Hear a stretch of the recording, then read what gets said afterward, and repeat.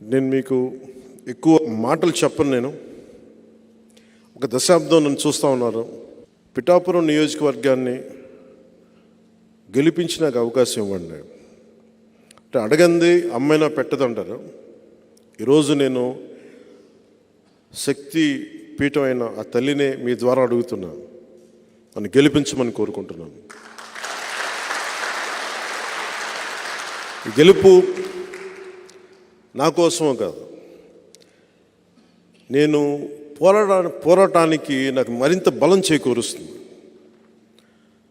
ఉప్పాడలో ప్రతిసారి రోడ్డు కోతలకు గురై ముఖ్యంగా మత్స్యకార కుటుంబాలు ఎంత నలుగుతున్నాయో తెలుసు. వీటన్నిటికీ ప్రతి సమస్యకి నేను ఎక్కడికి పారిపోను. దీన్ని ఒక మోడల్ నియోజకవర్గం చేద్దాం ఆంధ్ర రాష్ట్రానికి.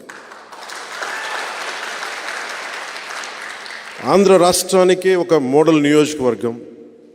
ప్రతి ఒక్కరూ ఇక్కడికి వచ్చి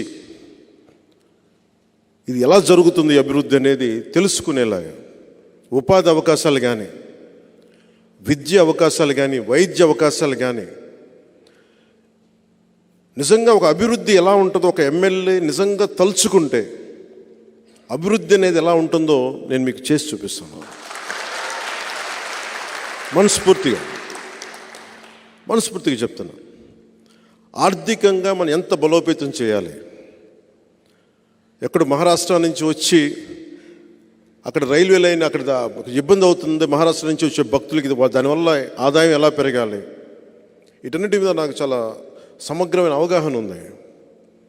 అందుకే నేను ఒక్కటే మాట ఇవ్వండి, ఈరోజు మీరు జాయిన్ అవుతున్నారు. మీతో మొట్టమొదటిసారి పిఠాపురం నా అన్నదమ్ములకి, నా అక్క చెల్లెలకి, పెద్దలకి అందరికీ ఈ సభ తరపుని చెప్తా ఉన్నాను. మొట్టమొదటి మాట, ఒకసారి నేను పని చేయటం మీరు చూస్తే మీరు నన్ను ఇంకెప్పటికీ వదలరు. అంత పని చేస్తాను.